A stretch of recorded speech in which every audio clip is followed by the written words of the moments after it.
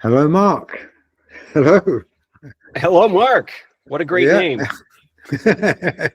We're very lucky, aren't we? We're blessed name, a very blessed name. Yeah, that's what we have. Indeed. Yeah, I'm really happy to meet with you. I'm generally really happy to meet with you because in our organization, Haystack, we're often talking about autism. We're often talking about ADHD and neurodivergence and so on.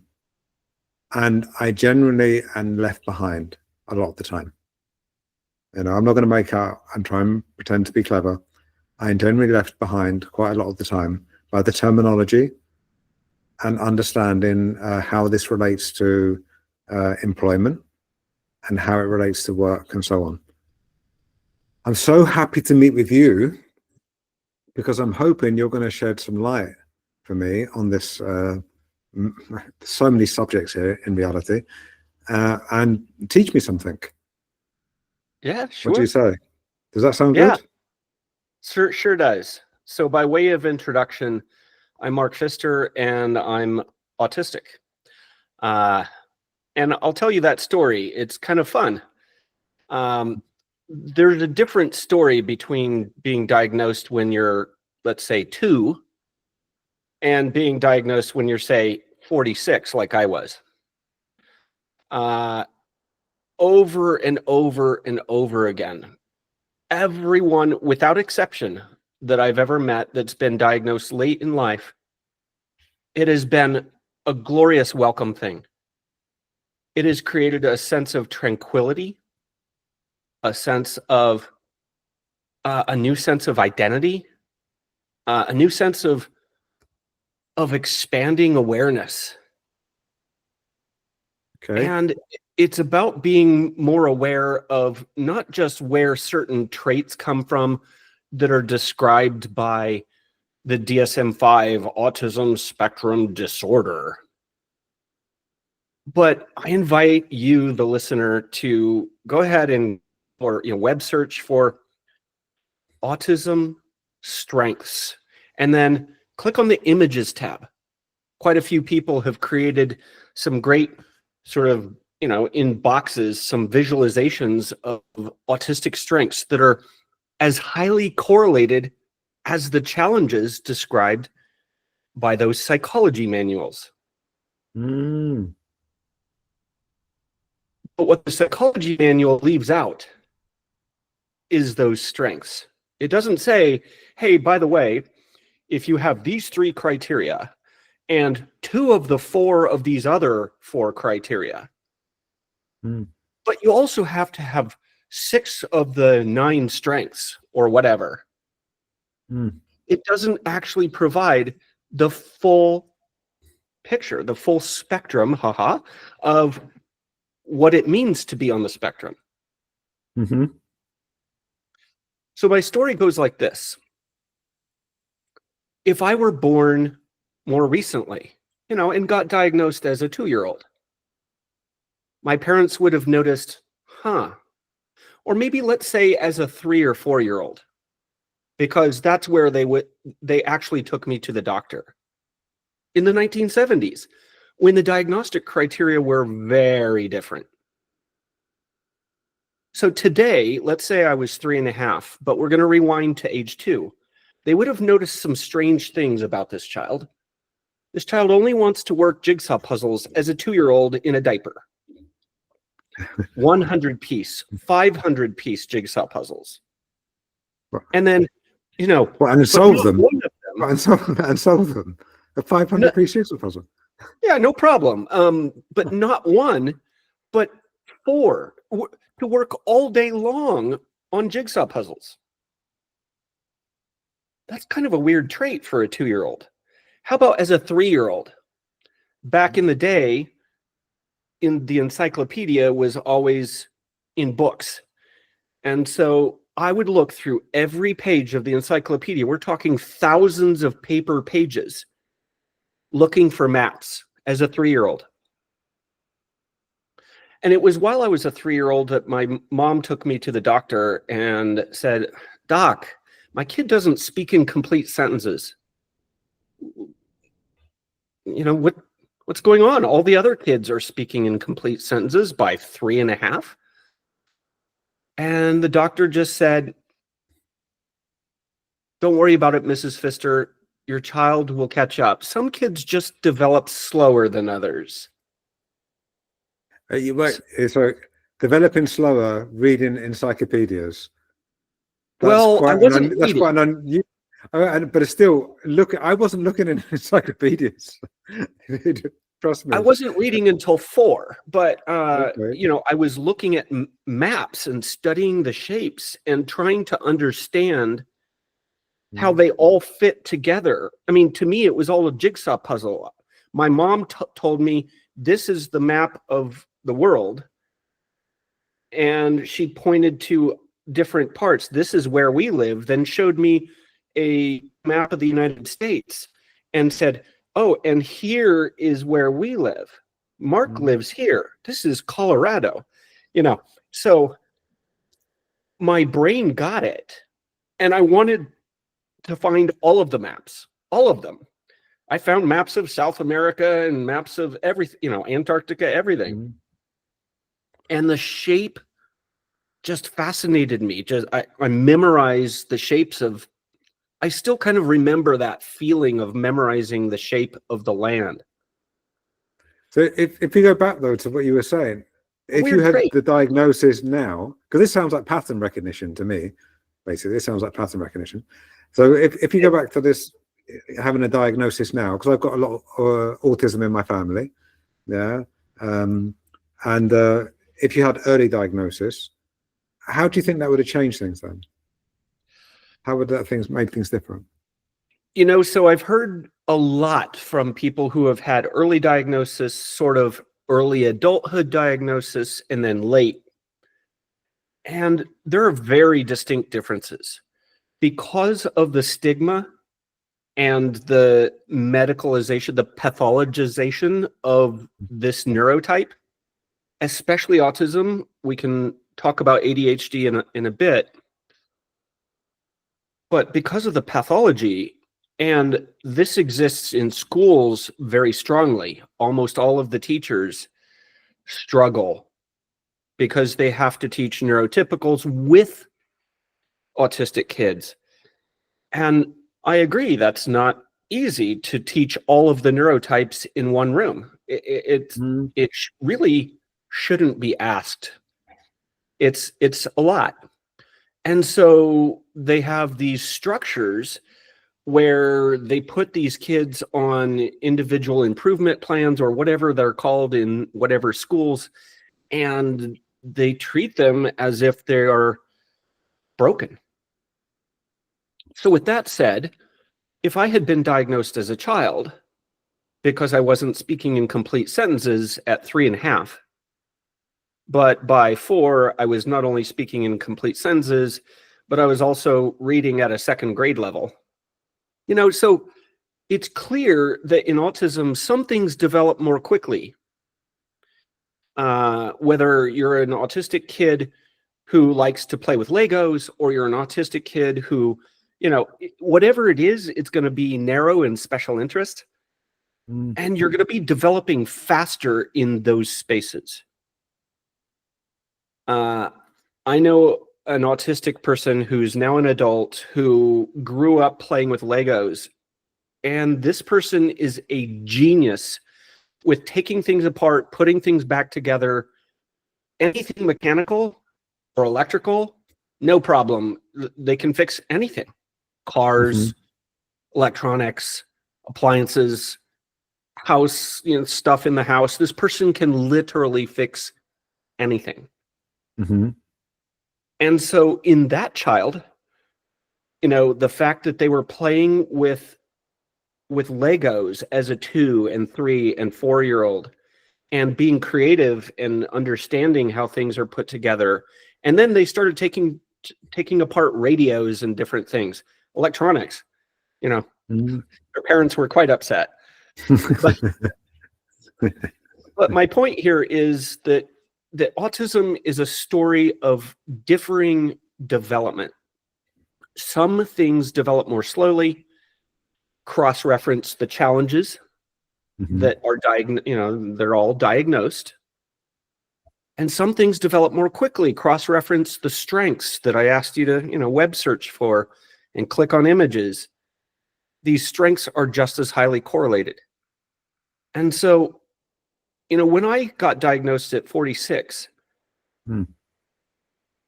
I didn't get it. I couldn't identify with being autistic. I said, Doc, I've already looked at the criteria. Doc, I've already, taken 4 online tests. Help me understand. Oh, and I went to a neuropsychologist to do a 2.5-day test, and it turned out negative. So, Doc, help me understand. I said, give me 3 books to read. And of course, if that's not an autistic response, I don't know what is. I would just say that's amazing. 3 books to read.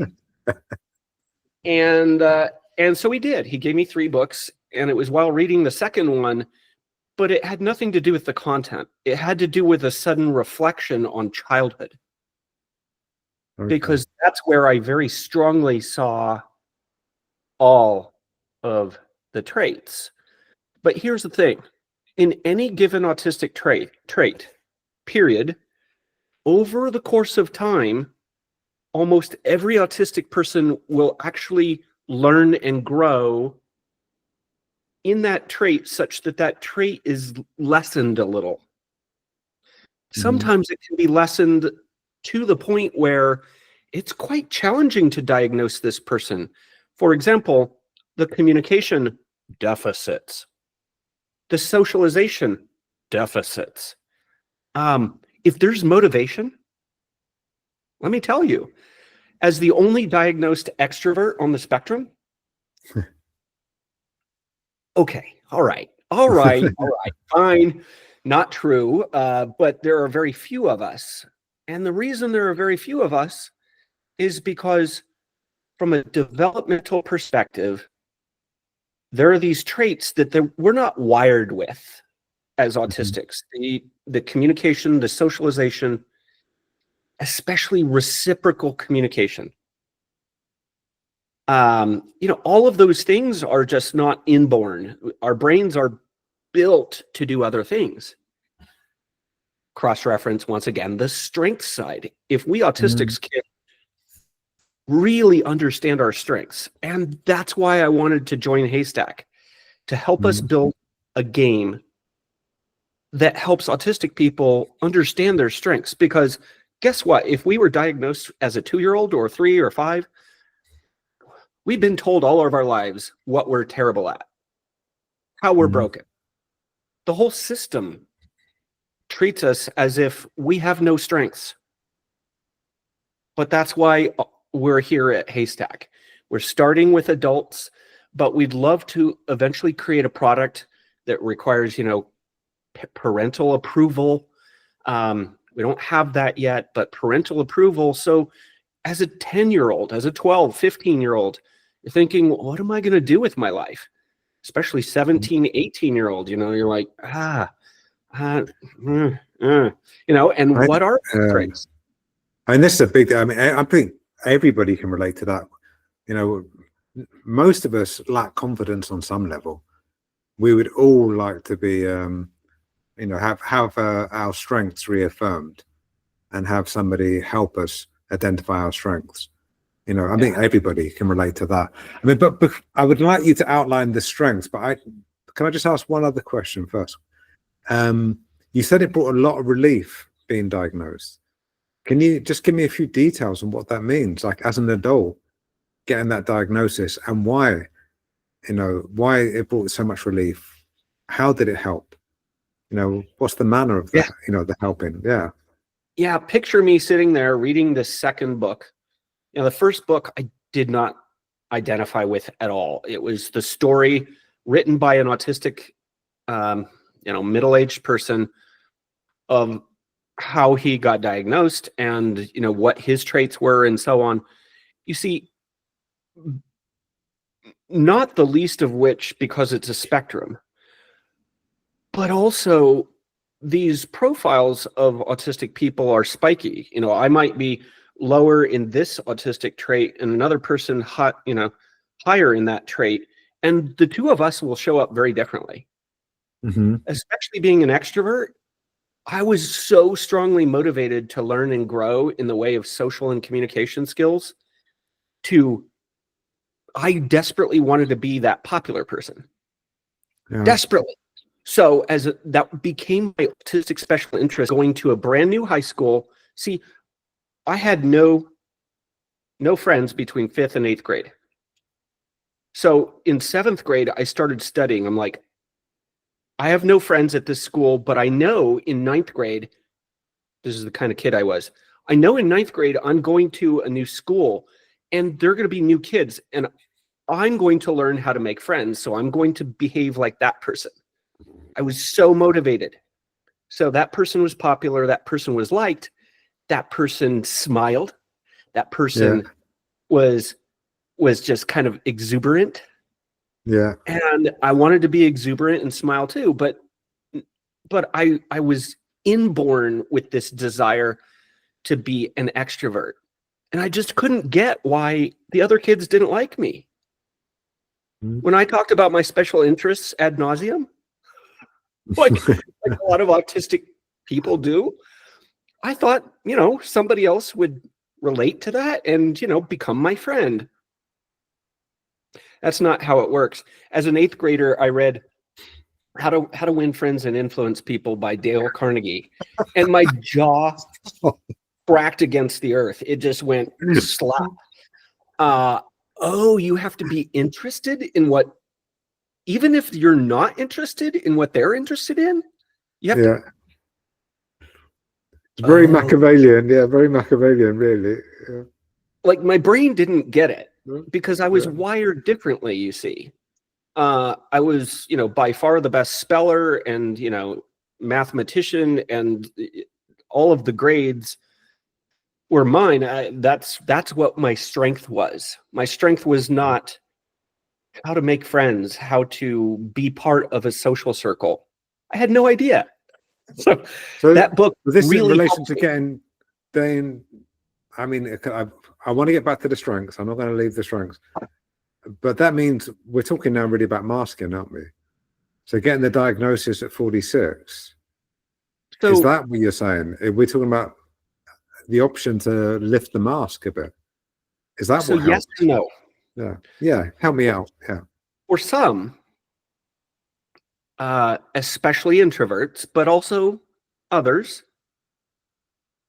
for some, the process, they describe the process as masking because the term masking is negative.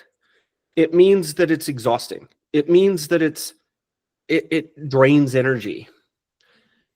And so a lot of autistic people will describe the process of going through an interview to get a job. And they'll say, I have to mask. And it's so hard. But for some autistic people, hi, I'm one of the weird ones. How's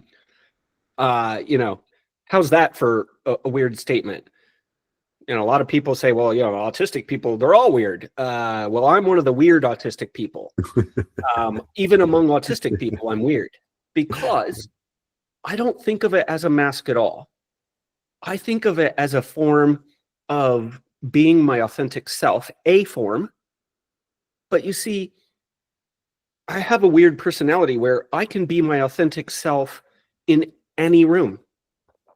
With the president of the United States, which has never happened, but I can be my authentic self with a 2-year-old and sit there in the dirt and play. I can be my authentic self reading Harry Potter to my daughters when they were young and doing all of the voices. Turn to page 394. That was quite good. That was quite good. That was not very Dick Van Dyke at all. It was quite good. Yeah. But listen, for me, the better term maybe is acting, but it's really just another version of my authentic self. I like to be in a room with people that are friendly and that are, heart-centered. And so with that said, I've met some other autistic people like me who don't consider it masking.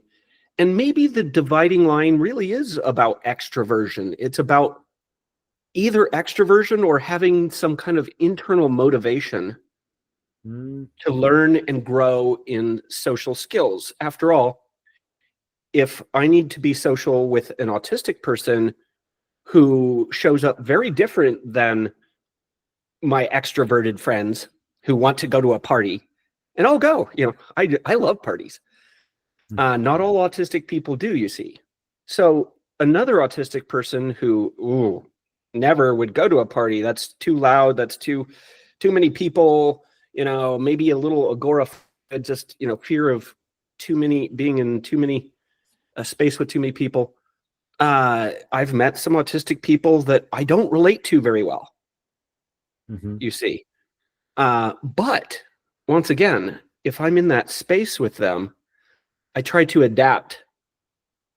And that adaptation rather, really has helped me tremendously to learn and grow in my extroverted skills. Well, you helped me. Okay, EB, you helped me understand the masking bit better, because you've actually made it a much bigger subject than I previously understood it to be. But then, how does it really then help you get in the diagnosis? Thank you for asking. Yeah. So prior to that, I did not know why I had certain traits. That whole 5th to 8th grade having no friends, that's like 4 years. I went home crying almost every day. That's terrible, by the way. I desperately wanted connection, and I had none. Yeah. I didn't know why. I had trouble dating in high school. I mean, 4 years of high school, and I graduated valedictorian, but I had only one date to show for it. And, I'm like, I am broken. Fast forward a bit more as I enter the software industry. Once again, it's clear that, if you focus on your strengths as an autistic person, remember that whole narrow interest. If your narrow interests intersect with that which you can be paid for, you're set. But you have to know where your strengths are and how that correlates to job titles. And so that's what we hope to do here at Haystack. And I'm just so excited about that, because if I had had that as a young person, I would have said, oh, all right, I get it. But I just kind of had to discover for myself what it was I wanted to do. So wherever my special interests were in college, I thought I wanted to be a chemist. Instead, my narrow special interests, I ended up coding an internet chat line in 1991, 1992, 3, and 4. And it had thousands of people chatting on it. Picture Slack, but in a green screen with, 25 character, wide terminals. And that's what we chatted on. And, my autistic special interest, I discovered programming. Like, I hated programming in high school. It was like really, But so I just sort of fell into programming, and, fast forward a lot, and now I'm a CTO here at Haystack.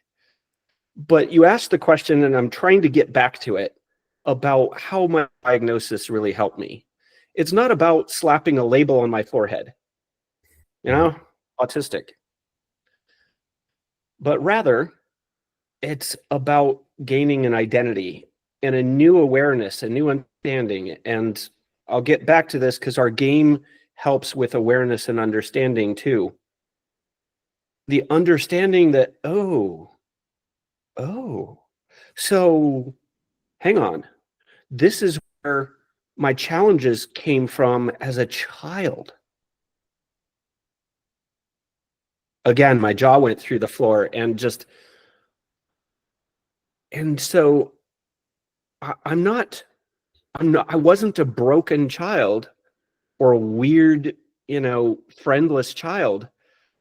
I was autistic, and my peers didn't know how to relate to me, and I didn't know how to relate to them. And so we had, there's this thing called a double empathy problem, where the autistic kid has no idea how to empathize and make friends with the neurotypical kids, and vice versa. The neurotypical kids have no idea how to relate to this autistic kid or empathize with them. Mm. That's why they call it the double empathy problem. It's not just the autistic kid who's broken. It's the neurotypical kids that are broken too. So I suddenly had this aha moment where my identity as an autistic person incorporated, because I discovered that, web search for autistic strengths. And I said, oh, so this is why I see North Stars that other people don't see in tech. Like, I'm the person who behind the reliability model that PayPal has, how PayPal measures reliability. I saw that, and I helped the organization from a grassroots perspective. It took me a year to get the entire organization to see what I saw. And so, from a strengths perspective too, I get where my attention to detail comes from. I get where my pattern matching, strength comes from. I get where my ability to see things differently, to connect unconnected things, to connect systems, technical systems with human systems, and say, oh, if we do this in these technical systems and have this visibility, then it'll drive different change in the way that humans behave here at PayPal. In fact, maybe there's even a better way to get promoted than chasing shiny objects at PayPal. Maybe you can just focus on reliability, focus on security. That matters to PayPal. If you have the visibility, this will drive the humans to actually get promoted in a role where you're shepherding a part of the system that's not sexy. It just needs to work. And so suddenly, if you have 99.999% reliability, you can get promoted. And that was something I really wanted to solve. This idea that the only way to get promoted at PayPal back in the 2009 and 10 timeframe, the only way to get promoted was to go chase these projects that were sexy. And you're going to implement this brand new RAR, this brand new thing. And then literally that was the only way to get promoted back then. But, seeing the systems, the technical and the human systems is an autistic strength. Yeah. Yeah. Elon Musk and I share one thing, and that's not like relatively similar bank accounts. We share an autistic ability to see North Stars other people don't see. And that's a very autistic and ADHD trait. It can be, that combination. And both Elon Musk and I were both that autistic ADHD combination. I really like what you're saying there, because it's not just like a diagnosis. It's not just a label, but an understanding. That's right. Yeah, that's makes it simpler for me, because instead of just giving you, we're putting a label on you now. It's just a new name, because that feels restrictive. Actually, it's an understanding. It's a different way to understand yourself and how you process the world. That's right. That brings us really, so maybe we could highlight the strengths, because I'm thinking. Let me do that. For example, well, let me ask you a specific question. But if anybody's watching this, hopefully somebody's watching this, and somebody that maybe has got recently got a diagnosis, what would your advice be for them if they were setting out looking for a job or thinking of changing a career, with this new diagnosis, with this understanding? What would your advice be for them? Yeah. So, am I sharing? I think I am sharing. Yeah, yeah. When I discovered this, uh, it was the relief that I had felt about my challenges not being, just me, that it's my neurotype, it's how I was born. And then I discovered this, then it transformed my idea of being autistic from being, you know, sort of just interesting to me. Mm. And I started to see patterns in other human beings. And suddenly there were autistic people everywhere. uh, Visual skills, this visual learning, detailed focus. So you have the likes of the, Temple Grandin is one of the most genius visual skills, visual learning geniuses on the planet. There are quite a few other visual geniuses who are autistic as well. Attention to detail, thorough and accurate. Creativity, sort of a unique way of thinking, a novel solution to problems. Integrity, we've probably all heard the term, autistic people can be a little too honest. Mm. But Yeah, I don't ask appreciate me that. I appreciate that. That's integrity is really important. I appreciate that quality. So Yeah, well, sometimes autistic people don't know just how honest to be. So when asked during a job interview a question, oh, they'll be way too honest and it'll reflect poorly yeah. in the interpretation on the other side of the table. With that said, don't ask me if that dress makes you look fat, because I'll just answer, I don't answer that question. Expertise, in-depth knowledge. I know a guy who knows everything there is to know about baseball. I know a guy who knows everything there is to know about Aurora Borealis. Yep, Wow. you Okay. guessed it. You guessed it. They're both autistic. Memory, excellent recall and memory. I know 2 experiential savants who remember everything that has ever happened to them since they were a little kid. That's amazing. Everything. Yeah. Dr. John, it has 187 IQ, a PhD in physics, and remembers every license plate he's ever seen, every book that he's ever read, every movie that he's ever watched. He has memorized something like 20 or 30,000 jokes. If he's read it once, he remembers it. Observational skills learned by looking, doing, and self-evaluation. Analytical, so problem solving, identity patterns. Deep focus, concentration, and responsiveness to structure.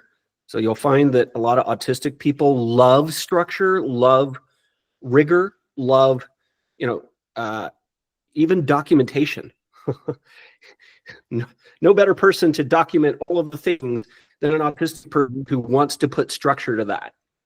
Critical thinking, may question normative behavior. So who's the person who's raising their hand and saying, in the big company meeting, saying, CEO, you said this, but I'm seeing a different pattern here inside of the business. How do we reconcile this? Questioning that normative behavior. The whistleblowers among us, probably autistic. Very important. Again, very important. Yeah. For me personally, that's another big one. Yeah. Tenacity and resilience, strength, determination, self-motivation, and kindness, kind to others, acceptance of difference. And this goes into something that I like to call non-judgmentalism. Mm. I've been very fascinated with, one of my autistic special interests is this topic of judgmentalism, and how sometimes judgment can be good and sometimes judgment can be bad and sometimes neutral. It's a really interesting word, but non-judgmentalism always means something good. Mm. It means that you have acceptance of difference, and I've found that among autistic people, there's an extraordinary ability to accept difference, in part because the world isn't like them, so they have to somehow try their best to accept difference. You're growing up among difference, but also because you yourself are different, and you might identify with this person and that person who are a little bit like you. Maybe they're also autistic, who knows? But, you know, I've tried to live my life as a non-judgmental human over the last 5 years since diagnosis. And yes, now you, doing the math, know my age. Yeah, But we're the same age. We're the same age. So. these are the same 12 autistic strengths. So that, somebody who's been diagnosed, with autism, or somebody who's considering maybe they're autistic, then rather than just thinking, oh, this is just a restrictive label, actually, this also highlights my strengths. These are things that are worth considering. That's right. That's a very Because for positive me, thing. the label, sorry? That's a very positive thing. It was for me when I discovered this very image. On that day, which was a couple of weeks maybe after my self-identification, because it went diagnosis, doc, I don't get it. 6 days later, I got it. And I had this sudden sense of relief that, oh, I'm not broken. I'm a member of a class of people who think differently. And then it was a couple weeks after that I discovered this. And suddenly going from being relieved to being proud to be autistic, to being, to celebrating the fact that I'm different and that's okay. But the and is, and I have strengths that are part of my neurotype. So whether you identify with some of these, all of these, if you identify with most of these, consider whether you might be autistic. And especially if we are older, where the diagnostic criteria were nothing like that. I helped my mom at age 80 self-identify as autistic. So I'm like, mother, look at these. Look at these 12. Do you identify with any of these? She's like, oh, yeah. What? Yes. Okay, now. Doesn't everybody? Doesn't everybody? Well, everyone should identify. From their point of view. No, I meant from her point of view. If you're in that box, if that's your world, you think that's normal. You don't realize. It's like, oh yeah, no, that's autism. That's actually something. You're extraordinary in that sense. It's you think, oh, everybody thinks like this. Actually, no, you're extraordinary. You just didn't realize it. Yeah, that's really interesting. Yeah, the industry has a term called twice exceptional. You're exceptional because of your disability, if you want to call it that. My Mac does that when I put up two numeral twos. You're exceptional in your disability, but you're also exceptional in your strength side. So you have exceptional differences in two different areas, one on sort of the challenges side and one on the strength side. How do you reconcile those? Well, for me, and the way I coach other autistic people is, let's just for a moment pretend that the challenges don't exist. Pretend. Let's just go to that place, that pretend world where anything can be as you want it to be. And let's focus only on your strengths for this pretend world. And let's focus on those. And let's kind of correlate those strengths with certain things you're good at. What are those things? And how do those things map the doing things? How do those map to jobs? Or how do those map to benefiting the world? I love this. This is good. Yeah, this is good. And so that's how to be. You know, if you're really good at baseball stats, there is a job for you. If you're really good at Aurora Borealis, there's a job for you. And it doesn't have to be about that thing even, but let's break it down. Maybe there isn't the job as a baseball statistician.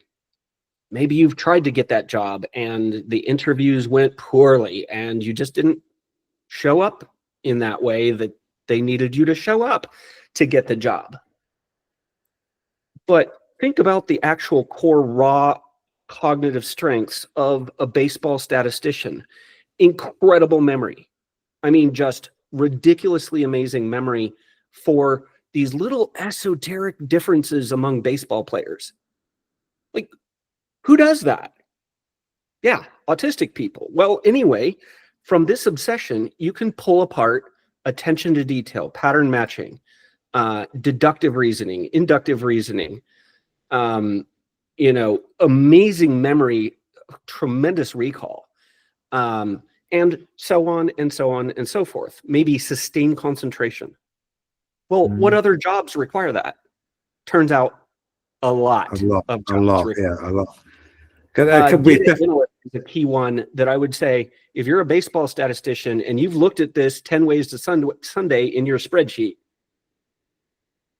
data analysts make really good money. But this brings us around to Haystack now, surely. Indeed. We covered the strengths. Yeah, we covered the strengths. And I like the fact we're calling them strengths. That's very interesting because they are strengths as well. They are. You know, objectively so. I like the fact that we've gone through a personal journey. But actually now we're talking about a company and a system. It's more than just a system. Is kind of reductive, really. We're talking about a very special product, a very special approach. And it's neurodivergent led, we can say, because it is neurodivergent led. Yeah. So can you give me an overview? Yeah, can you put it into your words? What is it? What is it we're doing? Because I've got an idea, but anyone listening, what is it we're doing? Yeah. So it's really hard to get your head around how a video game connects to mapping and understanding one's own strengths and what job titles that breaks down to. But that in and of itself, let's say there's no other benefit to playing the video game. Well, initially, as of November 1st, 2024, that's true. That's the only benefit on this date. But next year, we're going to have more than one product. You know, the video game will be here on the Got Talent side of this two-sided marketplace we're building. For 18 years, I worked for eBay. That's another marketplace, the world's largest. In that marketplace, it's got item, want item, end of story. Whether it's an auction or a buy it now, brand new or not, eBay is the world's largest marketplace. How did they do that? The world's first item sold on eBay was a Pez dispenser. How did that Pez dispenser get sold? You have to build the supply side of the marketplace. Got item. Otherwise, there's no want item. There is no item there. So we're doing that. As of November 1st this year, we are putting the video game in the hands of Got Talent individuals. We'd love to attract all of the neurodivergent talent that we can, as this is the least served community by today's systems. that assess talent. Primarily, that's interviews. And for me, an interview is a crime against humanity, specifically for the jobs that do not require likability, sociability, oral communication. Yeah. That's what really an interview is assessing. It's barely assessing anything else.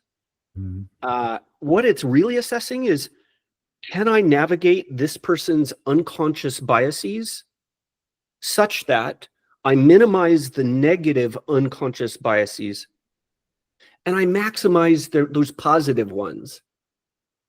Can I do that? If I can do that, then I can get a job today. If I can't do that, or I struggle to do that, then I may or may not be able to get that job. And that's where this statistic, 80% of autistic people are unemployed or underemployed, comes from. So we believe that there's a better way. There's a marketplace to be built, to be nurtured and loved, where a video game, the world's most fun way to find a job. So next year, we're going to be matching cognitive strengths of a video game player, and this is the piece in the middle, with job descriptions or job postings, if you will. So how do you do that? Well, you have a mapping between job posting and the cognitive strengths to do that job. And now in the middle, in the match piece, now you're matching apples to apples. Cognitive strengths for that, cognitive strengths that these people have, who would be best for that role. It's not necessarily the smartest person. It's the person best designed for that role. You know, it might be the creative person, not the highest deductive reasoning and inductive reasoning person. So with that said, we're building exactly that, a database of how job characteristics map to cognitive strengths and how human video game play map to the same set of cognitive strengths. So we can literally apples to apples go, look, it matches. And get this, it's transparent. On both sides of the marketplace, we want to show that there's a mapping. And, you know, on the want talent side, you can even tweak that mapping and say, well, I think that my particular, let's say, security analyst, my particular security analyst, I want this person to have lower inductive reasoning, but higher sustained concentration. And it'll pull up a different set of matches on the other side of the marketplace. Okay, now I'm ready. And then there would be, you know, in the middle of next year, roughly, there will be a contact between the want talent and the got talent, and potentially assignment of a job, the award of an employment contract or a gig contract without even an interview. That's my dream. Yeah. Can I ask about another paradigm in that relationship? What about personalities? Because people need to work in teams often, or they work remotely. We're going to be able to measure that as well and see how well people got to work together, and so on? Right on the nose. If you put a person into an environment where there's the double empathy problem I spoke of, you don't have psychological safety. You don't. Yeah. It's the two are judging each other. Yeah, the autistic person's judging the team, saying they don't get me, they don't want me. And maybe they have a form of PTSD where they continuously get rejected. I know many autistic people who have that, who are constantly thinking about and aware and looking for the hammer coming down and the moment when they get fired. And that's a really harsh pattern to be in. let's hope that you, listener, are not in that pattern, but if you are, there's help, and you can even self-help, but you need help because that's a terrible pattern to be in when you're constantly in fear. So when there is no psychological safety, then both sides are judging each other, and you have the double empathy problem. So the correct answer is there needs to be transformation on both sides, the autistic person's side and the team. It might be 5, 6, 7, 10 people. But the game is going to better do that beforehand. We're going to better predict that. Ideally, yes, there's a coach who is working with the entire team. Right. And we have partners that can help that happen so that there will be psychological safety on everyone's part, not just the autistic person's part, which is key to them performing. Yeah. Mm-hmm.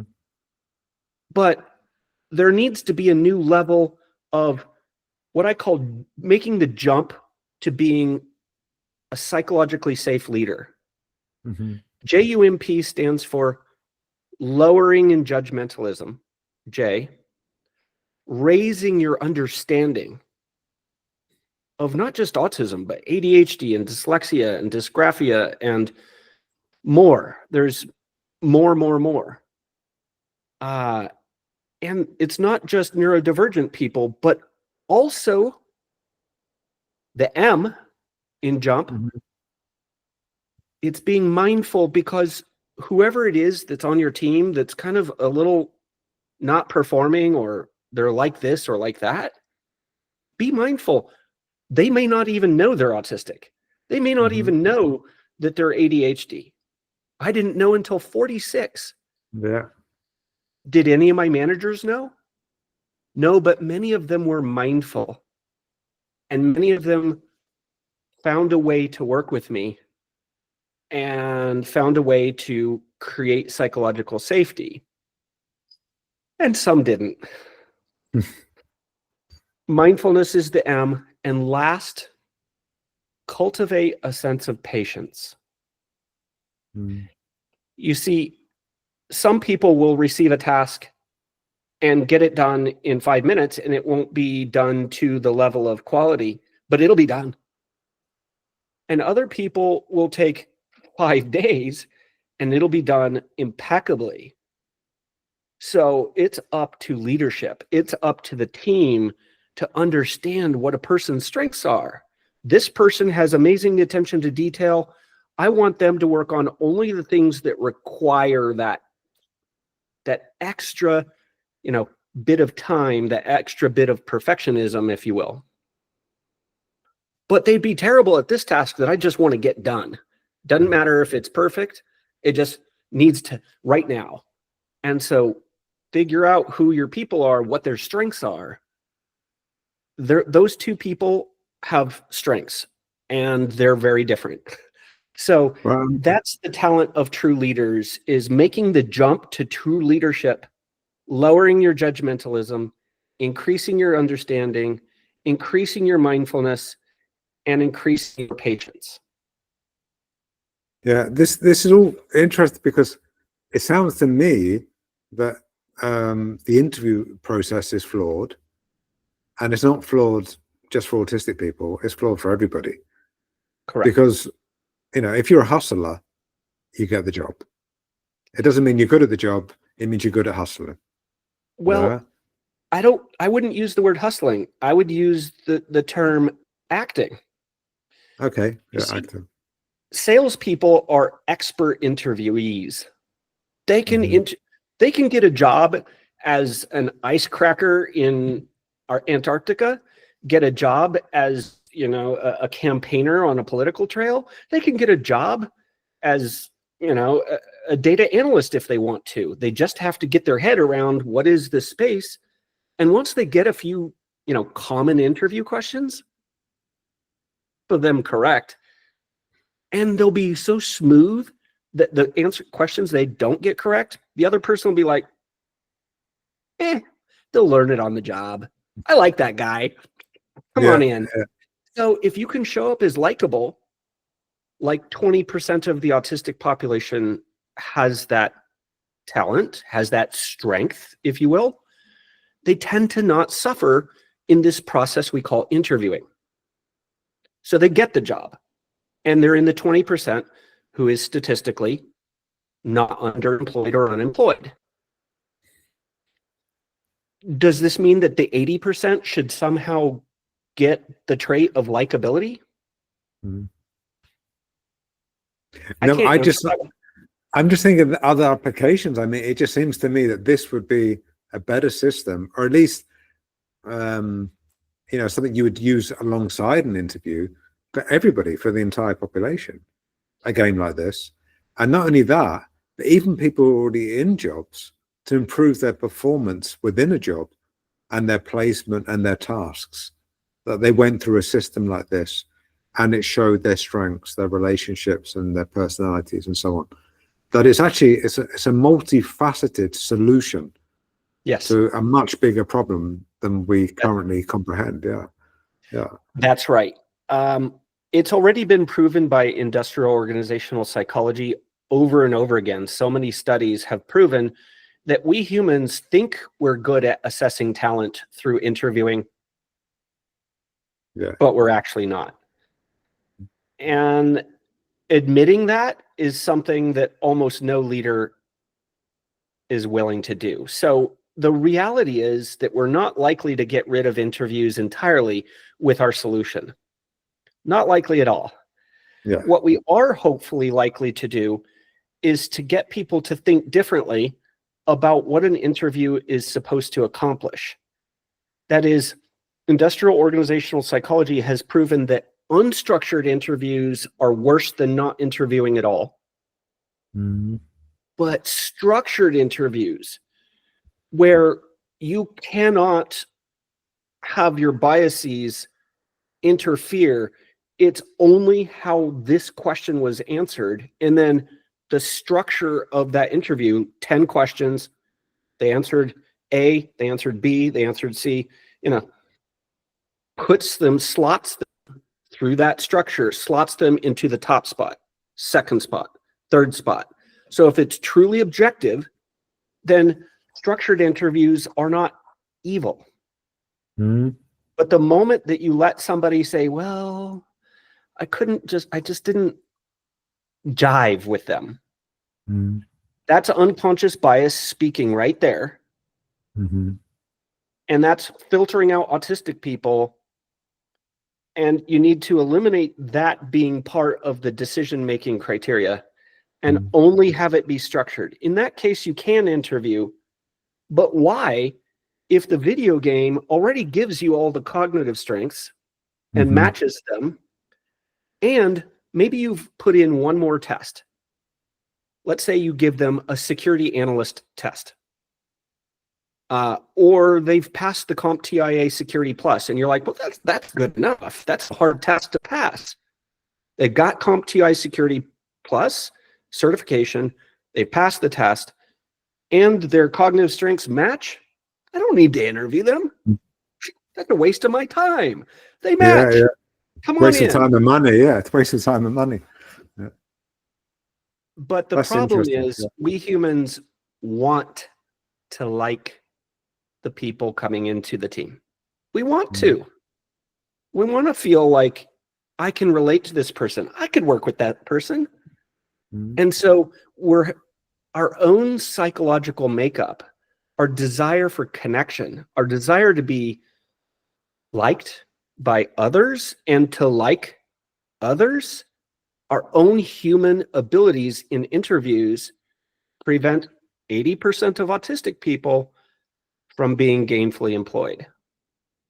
So to some degree, involving a human at all is going to create bias, again, unless it's super structured.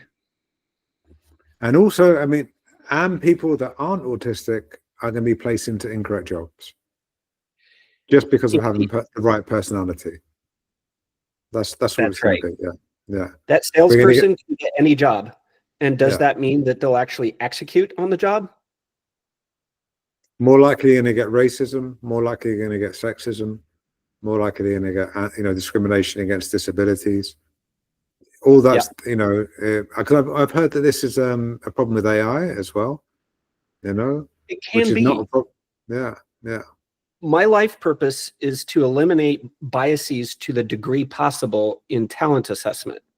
And that would include machine biases. I call it HI and AI, human intelligence and some kind of machine intelligence. They're both really good at something different. A human's good at sussing out, all the extra details that were missed by the machine. Like, well, this is a job that, has an open seating arrangement, and you can't work in an open seating arrangement. So maybe we can make an accommodation. We can give you an office. Does that work for you? And then, yes, it works for me. So humans are really good at figuring out how to alter things, call it an accommodation or call it a sussing out process, a figuring out process. And that human connection still needs to be there. Let's say you eliminate interviews because you no longer believe in them.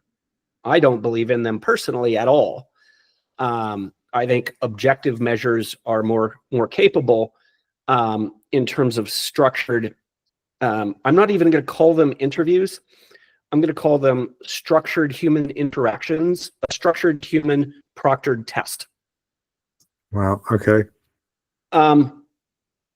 So, and that's to get away from the whole mindset of, well, I can make a judgment. Yes, I'm seeing that this person's number one, but no, I'm going to take number two because I just related better. Again, this is a form of filtering out of discrimination.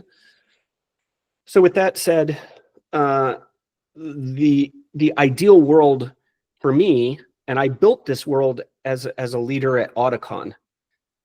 It's a world where you have a mapping of cognitive strengths first, then you have a mapping of the hard skills needed to do the actual job, simulating the actual job to the degree possible. Yeah. And then you have this last phase, which I would call a chat. It's kind of like you have the job because you passed all of the tests that we have. But let's suss out, let's agree that we both still want to work together.